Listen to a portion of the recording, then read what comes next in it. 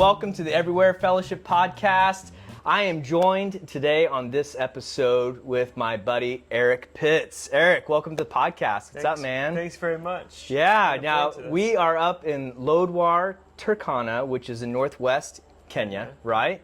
And you do ministry with the Turkana people, right? That's correct. You live here with your family. Tell us a little bit about your family.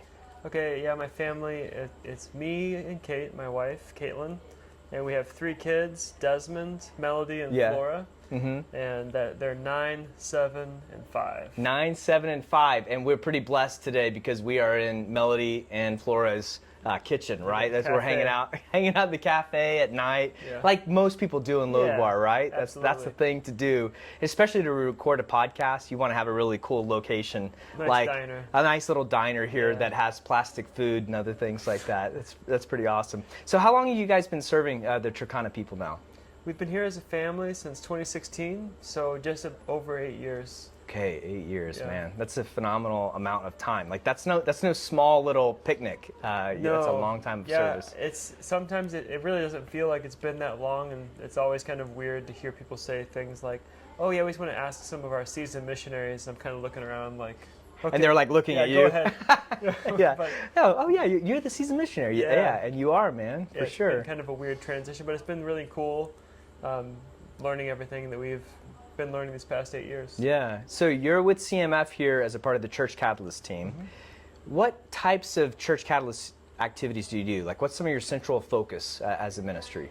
Yeah, our biggest thing that we do here, as with the rest of our team, is to help disciples make disciples. Okay. And the way that we do that is relational, one-on-one disciple making, and then we send those people out into their communities, and when they're involved in their own communities, they're making their own groups, and then we just help them, come alongside them in training, send them out, and let the Holy Spirit do the rest of the work. Oh, that's cool. That's really cool. And so these groups, the intention is like to build into the DNA of the group and the people you disciple that they're going to repeat that same process with other people.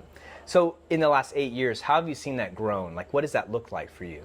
Yeah, it's always interesting because it never seems to grow like I expect it to grow. Yeah.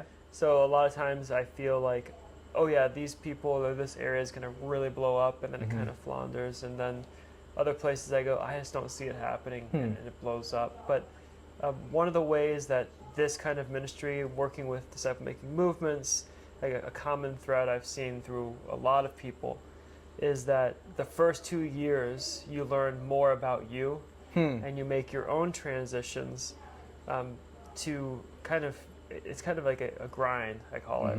So there was a good chunk of time where I felt like I was just kind of doing day in, day out. I wasn't seeing too much growth, and then boom, all of a sudden it went from 5 Bible studies to 45. That's insane. In like 6 weeks. Wow. And average number of people in those Bible studies? We like to keep it at 5 and under. Okay. Just so people can be I'm not good at math. What would that be? So you had like 25 people, and then suddenly you're over 100. Yeah, and that's cool. It kind of takes, a lot of times before, I remember kind of praying while I was driving. I'd drive an hour and a half. You've done a lot of driving since you've been here. Yeah. So driving an hour and a half, sometimes 3 hours. Out into the bush, like out into the regional out areas. In the middle of nowhere, but it's not. Yeah.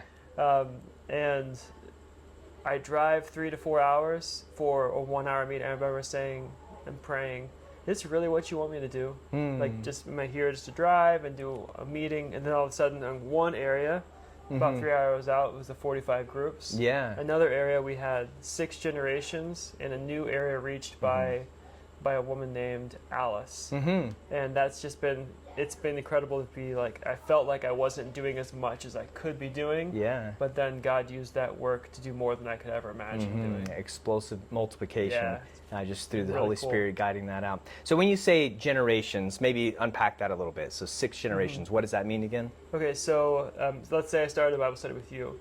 So you would be my first generation. Okay. And then if a Bible study started from you, not from me, that would be my second generation. Okay, gotcha. And from there, you keep going on. Yeah, so that's that replication model and the people growing out from there. Oh, cool. So it's not that one person doing 6 different things. It's that one person starting something, a true movement, like you're saying. And man, that's awesome. The beauty of that, too, is when I'm on furlough, when I'm down country, or whenever I'm just not available, the growth continues to happen. Yeah. Because you're not putting yourself in the centerpiece of what the ministry is. Yeah. It continues on whether you're here or not. Once Yeah. you got it starting. It's like the domino effect a little bit. Yeah, absolutely. Yeah, that's really cool. Okay, so thinking about yourself, you got interested in missions while you were at university, right? Yeah. Yeah. Where did you go to college? I went to college at Johnson Bible College, which is now Johnson University. Yeah. You better get it right. You got to get it right. JU. Yeah. That's right.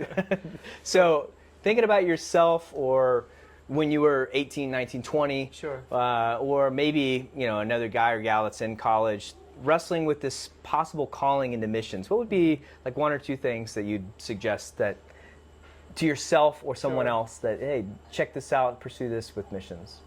Yeah, I would say don't put yourself in a box. It kind of, I remember coming and thinking missions was something that was very, this is what you do. There's strategy, there's something else, but really there's a place for all of your talents and for everything that you can bring to the table. Yeah. Let yourself be able to change some things that are going on, and I wouldn't say like maybe make waves, but just come in with an open mind and be able to use your skill set to move it forward. Open-mindedness, learner's mindset, flexibility. Yeah. Sounds like. Yeah, that's great. And then also I would say really it's for everybody. And we're all kind of doing it anyway, called to do it.